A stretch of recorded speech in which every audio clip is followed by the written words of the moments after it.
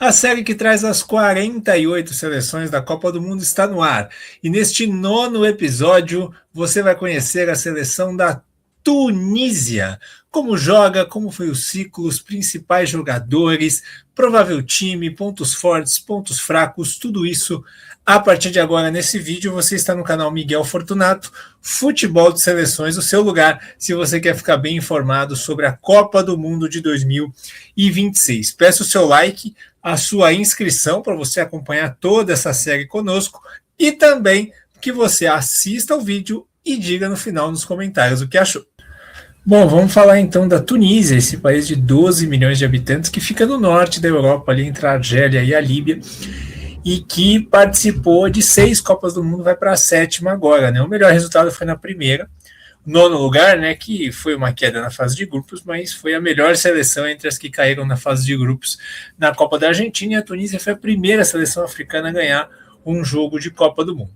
Em 2022, caiu na fase de grupos, num grupo que tinha Tunísia, Dinamarca, França e Austrália, e ganhou da França no último jogo, né? Uma França meio reserva, mas a Tunísia conseguiu uma vitória histórica com muitos tunisianos no estádio. Agora vamos falar do ciclo onde a Tunísia caiu na fase de grupos, né? Bem ruim a Copa Africana de Nações em 2023 e fez oitavas de final em 2025, caindo para Mali, num jogo que fez um pênalti muito besta no final, né? Uma mão na bola, e depois na prorrogação, mesmo com um jogador a mais, não conseguiu fazer o gol, caiu nos pênaltis, né? E na primeira fase ganhou duas seleções mais fracas, mas contra a Nigéria foi amplamente inferior no jogo, né? Então, duas competições ruins, né? Nas eliminatórias para a Copa, a Tunísia fez 22 gols e não tomou nenhum. 9 vitórias, um empate e nenhuma derrota. Líder do grupo com tranquilidade, mas era um grupo que tinha Guiné Equatorial, Namíbia, Libéria, Malawi, São Tomé e Príncipe. Um grupo bem fraco, né? Eu acho que o grupo mais fraco de todas as grandes seleções africanas era o da Tunísia. Talvez seja o único grupo, talvez da Argélia também vai, mas o grupo da Tunísia não tinha um adversário para disputar a vaga. Então, ao contrário de outros grupos que a competição foi muito mais forte, né? Na Copa Árabe, a Tunísia levou alguns jogadores convocáveis, não levou um time 100% B, mas foi muito mal, né? Caiu na fase de grupos, uma campanha decepcionante. E nos amistosos, 18 jogos, 7 vitórias, 5 empates, entre eles contra o Brasil, e 6 derrotas. Um ciclo ruim, né? Acho que dá para a gente concordar aqui que foi um ciclo ruim da Tunísia. E esses resultados decepcionantes fizeram a Federação da Tunísia demitir o treinador Sami Trabelsi, né, depois da eliminação na Copa Africana de Nações, e ir buscar o Sabri Lamouchi, técnico francês, né, que tem passagens pela Premier League e pela Ligue 1, e que também treinou a Costa do Marfim na Copa do Mundo de 2014. Né? Só que foi uma campanha bem decepcionante. A Costa do Marfim tinha um ótimo time e foi eliminada para a Grécia. Né? E se você pensar com os grandes jogadores que a Costa do Marfim tinha na época, dava para ter chego longe, né? Porque se passasse da Grécia naquele jogo e enfrentar a Costa Rica, dava para a Costa do Marfim ter feito uma Copa do Mundo incrível, mas acabou sendo decepcionante. Vamos ver se dessa vez o Lamouchi consegue levar uma seleção mais longe e surpreender numa Copa do Mundo. Bom, vamos começar aqui os destaques com Hannibal Mejbri, né? Jogador de 23 anos e que ficou famoso por ser contratado para as categorias de base do Manchester United, mas acabou não se adaptando muito lá, foi emprestado e agora está no Burnley, né? Nessa temporada do Burnley, ele jogou 26 jogos até agora, fez um gol, marcou 3 assistências, mas sofre muito com lesões, tanto que ele perdeu aí a última data FIFA de março com a seleção da Tunísia.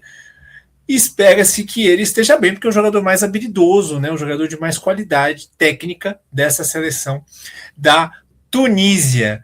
O Mejbri é um dos vários jogadores dessa seleção que nasceram na França. Ele começou lá no Paris FC, depois foi para o Mônaco, então ele já fez a carreira toda na Europa. Então a gente tem muito esse caso, como a gente falou no vídeo de Curaçao, na Tunísia acontece muito isso. Muitos jogadores nasceram na França e por ter ascendência aí de pais, de parentes da Tunísia, acabam se naturalizando. E isso ajudou muito também a seleção da Tunísia a ganhar um pouco mais de competitividade nos últimos anos. Com pai tunisiano e mãe francesa, Elias Skiri é outro destaque dessa seleção, né? Um volantão, né? Joga no Eintracht Frankfurt, muito bom jogador, jogador de roubada de bola, de saída de bola, é um motor desse meio-campo da seleção da Tunísia. Ele estreou na seleção em 2018, tem 30 anos, e assim, é fundamental que ele esteja bem para que a Tunísia possa fazer uma Copa do Mundo interessante. Bom, agora vamos falar das novidades dessa seleção da Tunísia, né? O Lamouchi, ele vem para comandar a seleção, para dar uma oxigenada, para trazer mudanças, e uma delas é Rani Khedira, que finalmente estreou na seleção da Tunísia, jogador que nasceu na Alemanha. Ele é irmão do Sami Khedira, volante histórico, campeão do mundo com a Alemanha em 2014, e o Rani Khedira, ele havia recusado a seleção da Tunísia em 2018, quando houve o convite para ele se naturalizar. Agora ele aceitou, né? Até o Lamouchi falou na entrevista antes do aceite dele que ele não ia implorar para ninguém jogar. Se ele viesse, ele vinha para jogar, para ser um destaque do time, mas ele não ia ficar implorando para ninguém se naturalizar. O Khedira, seduzido aí por jogar a Copa do Mundo, optou por defender a seleção da Tunísia. E é um cara que, assim, é titular absoluto do Union Berlim, e ao lado do Skiri vai fazer uma dupla de volantes muito boa. Uma das melhores entre as seleções africanas, eu não tenho nenhuma dúvida sobre isso. É claro que a gente vai ver como é que vai ser o entrosamento dos dois, eles já foram titulares aí nos dois amistosos contra Canadá e Haiti, e ele entrega gol, né? É uma coisa que a seleção da Tunísia precisa muito, jogador que faça gol. E o Khedira entrega, porque ele é um volante, mas é um cara que pisa muito na área, é bom na bola parada, para finalizar, cabeceio, rebote. Então ele é um cara que faz gol. Ele, como volante, tem 6 gols na temporada pelo Union Berlim. Isso é um baita número, né? Então é um jogador que pode ser fundamental aí para melhorar aí ofensivamente e também, claro, defensivamente essa seleção, né? Ele provavelmente vai tomar o lugar do Ferjan Sassi, que era o volante titular aí, jogador que inclusive está na expectativa de se tornar o atleta que mais vestiu a camisa da Tunísia, está pertinho disso, mas talvez agora demore um pouquinho mais, porque ele pode ficar no banco aí, provavelmente, né, do Khedira na Copa do Mundo.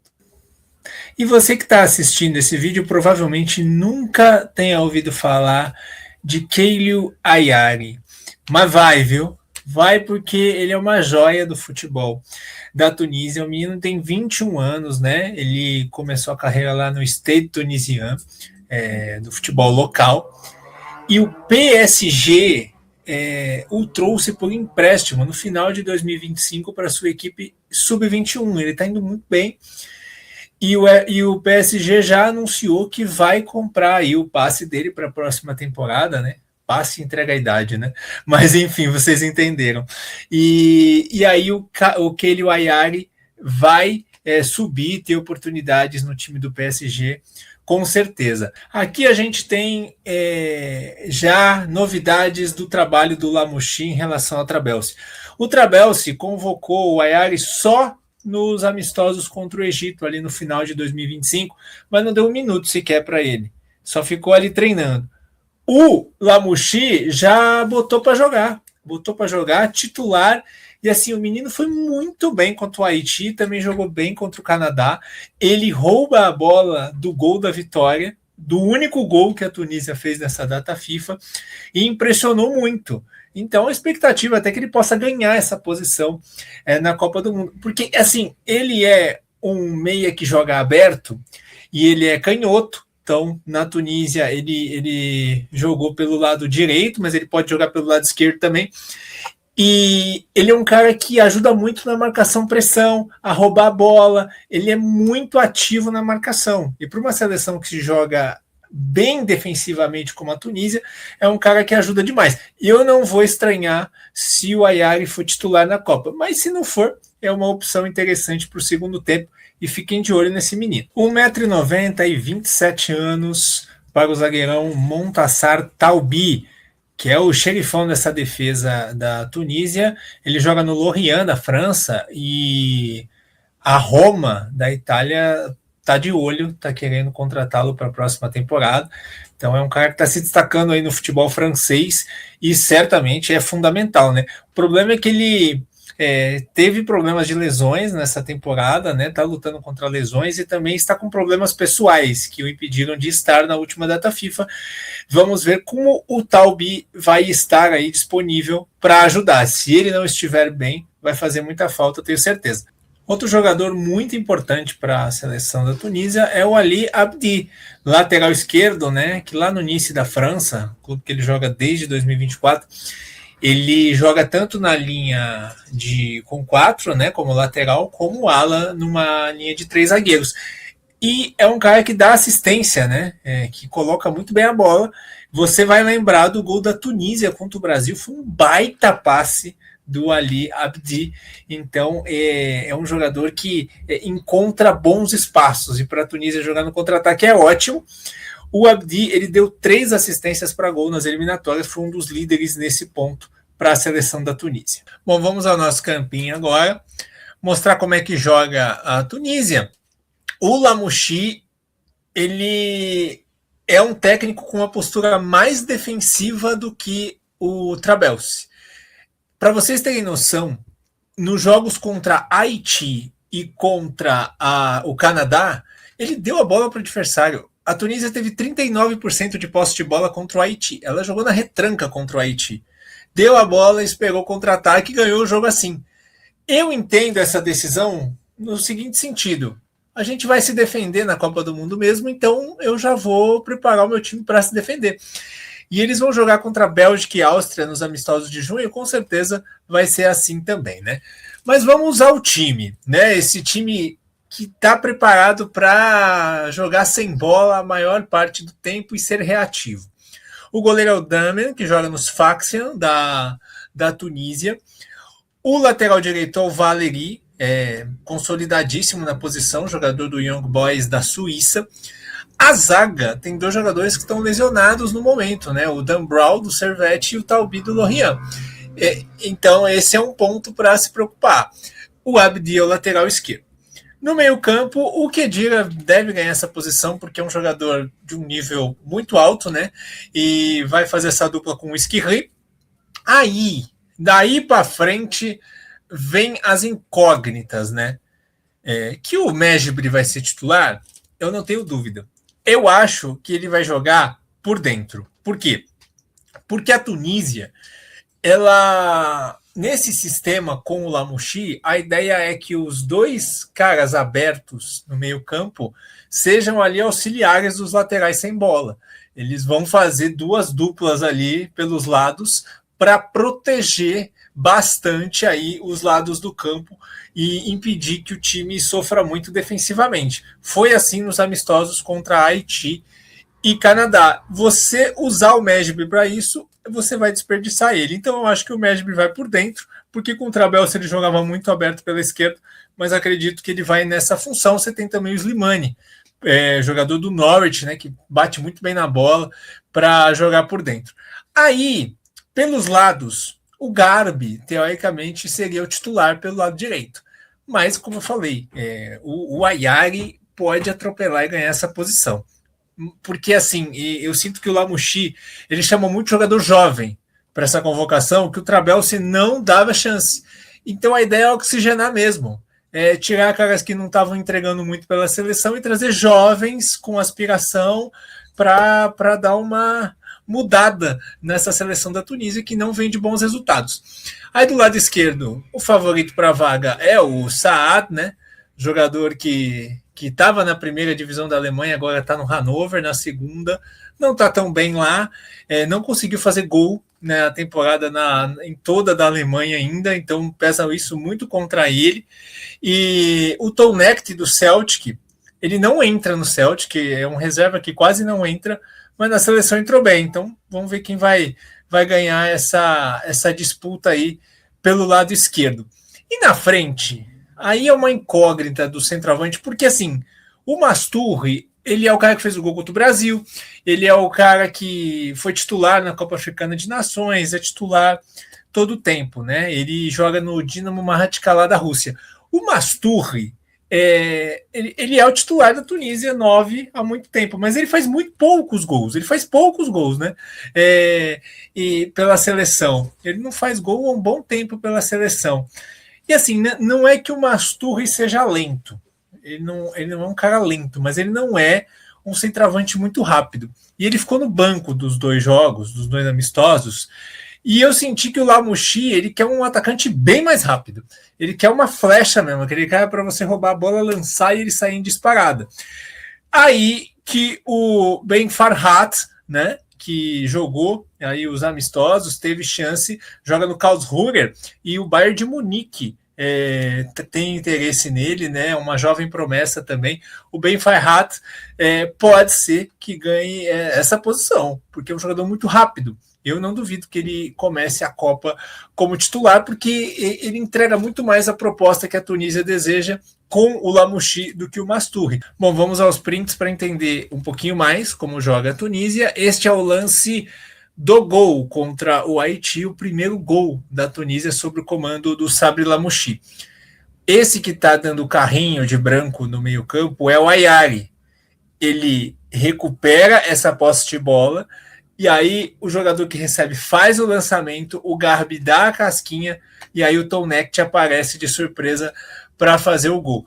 É tudo que a Tunísia quer, se retrair, roubar essa bola e no contra-ataque poder criar perigo. Bom, agora vamos ao lance do gol da Tunísia contra o Brasil, né? Repare que neste jogo, diferente da maioria dos demais, né, a Tunísia joga com linha de 5 e está muito bem feita, né? Trabel se montou muito bem defensivamente o time para esse jogo, tudo encaixadinho. E aí o Wesley, ele é forçado ao erro.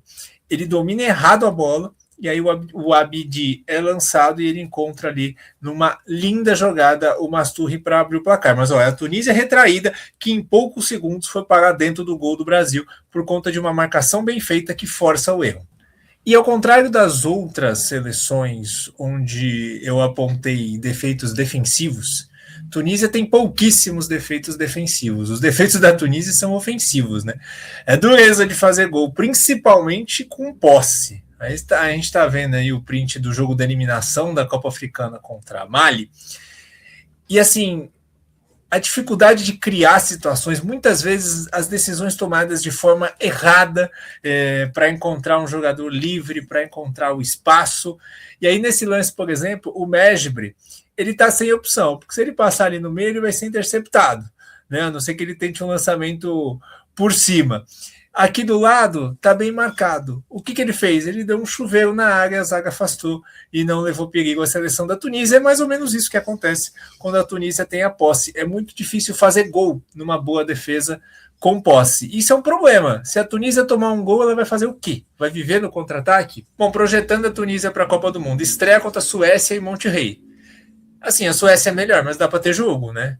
Principalmente porque são dois times que gostam do contra-ataque. Se a Tunísia der a bola para a Suécia, que gosta de atacar no espaço, né, com Gyökeres, com Elanga, a chance da Suécia não fazer nada com posse é muito grande, né? E aí depois é o Japão em Monterrey.